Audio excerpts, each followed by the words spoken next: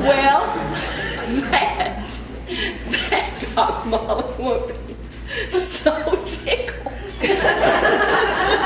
that she commenced laughing up in that tree, and she could not stop laughing, and got her tickle box turned over.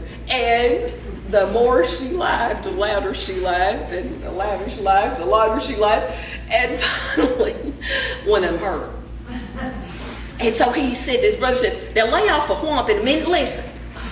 So they listened, and they heard somebody laughing, and they went over there to investigate. Well, they found a girl up a tree laughing. And they looked up at her and they said, are you laughing at us? Now, that's one thing about giants. They cannot stand to be laughed at. That makes them madder than anything. And so they said, are you laughing at us? And she said, I reckon I am. And the tears just streaming down her face, she's holding her side.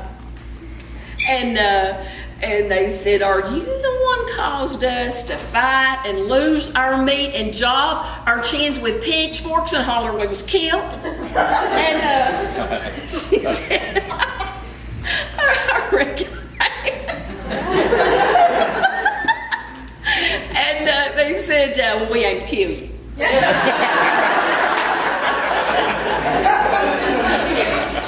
They kindly sobered her up, and she quit laughing real quick.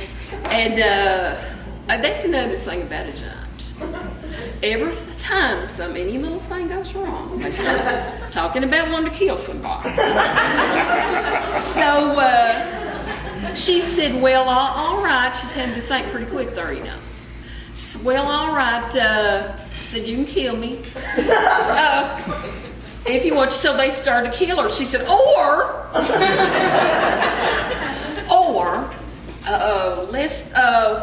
what about if, is there anything you fellers need doing around the place, or anything you wouldn't want help with, a project of any kind?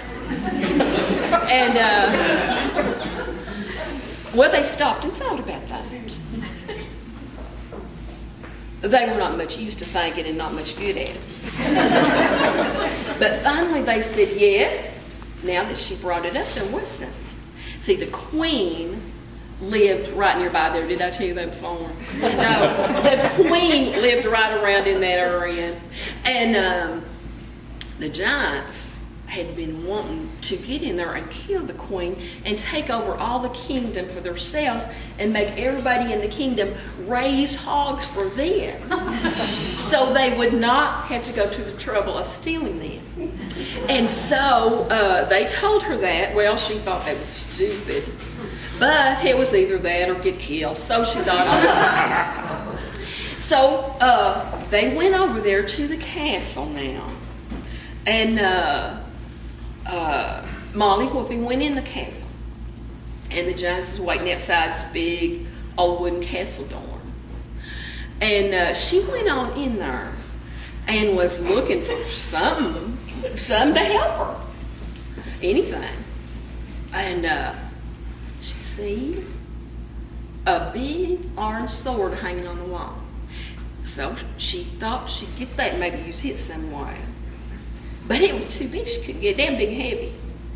And but luckily, there was a little sign right beside the sword and a little container of a liquid, and the sign said, drink this first. So she drank that. And then she got that sword down, and it was just like a cornstalk. She could work it around easy, you know.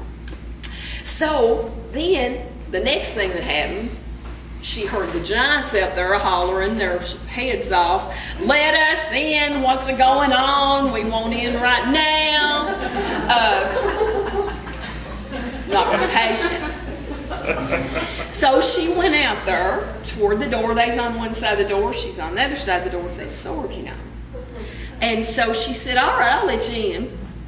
So she opened that door, and that first one stuck his big head in that door. Well, he just got up there because that's as far as he could go, but he couldn't back out either, so he stuck. So she just raised up, cut his head off, and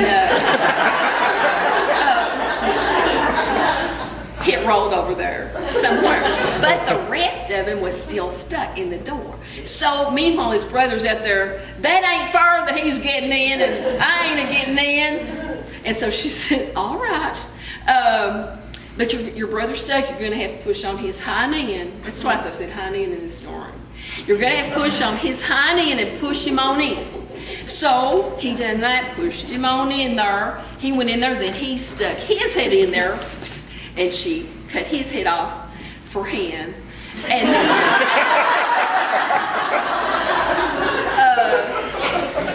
then she thought, well, now what am I going to do? And she decided she better go and inform the queen, who was sleeping late that day and was still in the bed asleep. So she went in there where the queen was laying in the bed asleep. She said, real gentle, Queen, Queen. And that queen woke up, and Molly said, I'm sorry to bother you this morning, but said, I've got these 2 dead giants out here, and I just want to know what you want me to do with them. And that queen said, Molly, Sally Whuppie, do you mean to stand there in the middle of the floor and tell me that you have killed them 2 giants by yourself? She said, yes, ma'am. And that queen said, bless your heart.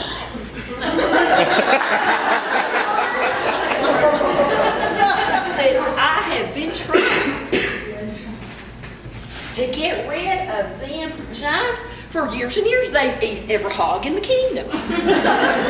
But said, I've had big armies of men in here trying to get rid of them giants, and they couldn't do a thing with them. But now you've got rid of it by yourself. In the morning said, I want you to come work for me. I want you to be over the whole giant department, everything.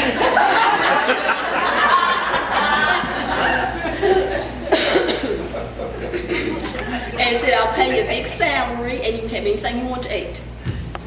Well, that sounded pretty good, you know. And my sisters, Paul and Vince, they're asleep down in the wagon. Can they come up here and live too? And that queen said, they sure can. You go get them right now. So she went down there. They were still asleep. She told them all what had happened. And so they sat down to discuss it. Would they go on down the road where they didn't know where they was going? Or would they stay in the castle with the queen and get a lot of money and everything they wanted to eat? Well, they made a list. Plus is on this side.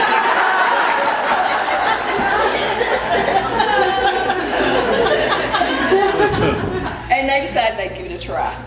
So they pulled up right to the front door of that castle, buddy, and went in there and lived and stayed a long time. They did. The queen was high in the Whuppies and treated them the best ever was. Give them a big sacks of gold and silver and big fancy clothes. Foreign food and everything real fancy, and important people from all over the world would come there, and everything was gold and silver and done real proper. Well, they stood it as long as they could.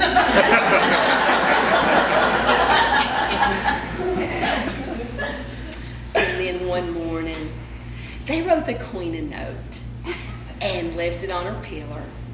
And they went and got in their own wagon and headed back to Hindman. Thank you.